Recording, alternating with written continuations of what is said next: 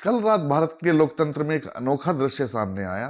राज्य पुलिस बनाम केंद्रीय पुलिस सीधे सड़क पर और सीधी टक्कर में।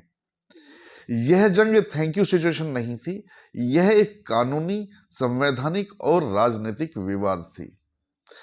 आइए घटना का पूरा क्रम जानते हैं point by point. 20 February AI impact summit.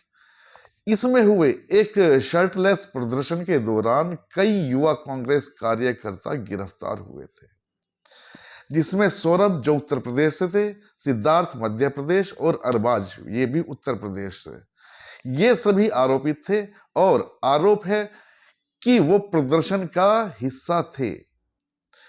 कुछ दिनों बाद दिल्ली पुलिस की स्पेशल सेल ने इन तीनों को शिमला जिले के रोहड़ू में एक होटल से हिरासत में लिया। यहां पर शुरू हुआ विवाद। जब दिल्ली पुलिस हिरासत में लिए युवाओं को दिल्ली ले जाने की कोशिश कर रही थी, तो हिमाचल पुलिस ने उसे रोक लिया। हिमाचल पुलिस का कहना था कि स्थानीय पुलिस को पहले कोई भी जानकारी नहीं दी गई। धर्मपुर में दिल्ली पुलिस की टीम को रोका गया, फिर दिल्ली पुलिस की टीम को स्थानीय अदालत के सामने पेश किया गया। ट्रांजिट रिमांड को लेकर बहस हुई। ट्रांजिट रिमांड वो अनुमति होती है जो किसी भी राज्य से दूसरे राज्य में आरोपी को ले जाने के लिए चाहिए। लगभग 24 घंटे तक हाई वोल्टेज स्टैंड ऑफ चला। हिमाचल पुलिस ने उसके खिलाफ किडनैपिंग, गलत तरीके से गिरफ्तारी का मामला दर्ज कराया और यह कहते हुए कि पहले से सूचना नहीं दी गई थी। कुल मिलाकर पूरे प्रकरण में मुख्य बिंदु इस प्रकार हैं कि हिमाचल पुलिस का कहना कि बिना स्थानीय सूचना की हिरासत लिया गया, सीसीटीवी डीवीआर को बिना लिए ले जाने का आरोप, स्थानीय अदालत से ट्रांजिट रिमांड का विवाद और पुलिस टीम को रोककर पूछताछ करना। बाद में दिल्ली पुलिस टीम को छोड़ दिया गया, लेकिन मामला अभी भी जारी है। अब बात करते हैं दोनों पुलिस के बयान की।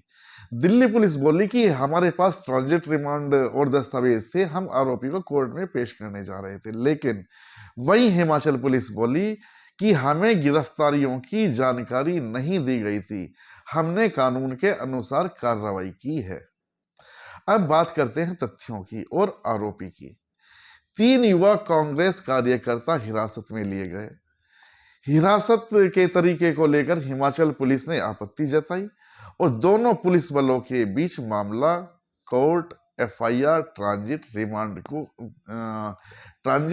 रिमांड लेवल तक पहुंचा।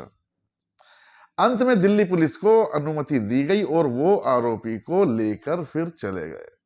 अब वो सवाल जो लोकतंत्र पर सीधे सवाल उठाते हैं, क्या किसी राज्य पुलिस को किसी दूसरे राज्य में बिना सूचना हिरासत लेनी चाहिए? क्या यह राजनीति का मामला है या यह एक लहजे का संवैधानिक प्रश्न है? क्या निगरानी सत्ता का इस्तेमाल असहमति को दबाने के लिए होता है? क्या इस तरह की कार्रवाई आज के लोकतंत्र को प्रभावित करती है? सामान्यतः स्थानीय पुलिस को जानकारी देना कानूनी और फोरेंसिक जरूरत होती है। ये जरूरी होता है कि कोई भी दूसरे राज्य की पुलिस जब किसी राज्य में जाती है तो वहां की स्थानीय पुलिस को सूचना दे।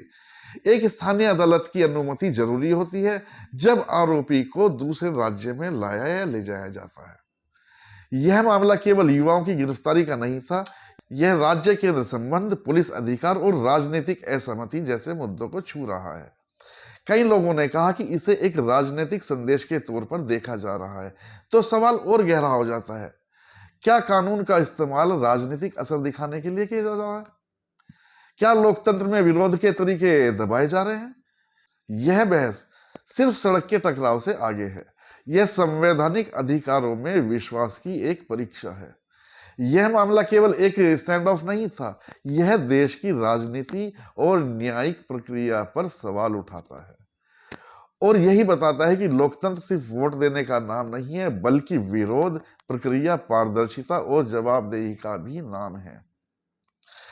अब यहां सवाल यह उठता है कि सत्ता पर काबिज राजनीतिक पार्टी जिस तरह आंदोलन करने वालों को या विरोध की आवाज उठाने वालों की आवाजें बंद करने की कोशिश कर रही है, वह कहां तक न्याय संगत है? क्या हम अघोषित आपातकाल की तरफ जा रहे हैं? सोचना हम सबको है। आज के लिए इतना ही। मिलते हैं किसी अगले एपिसोड में अगली खबर के साथ। तब तक के लिए मुझे दीजिए इजाजत। धन्यवाद।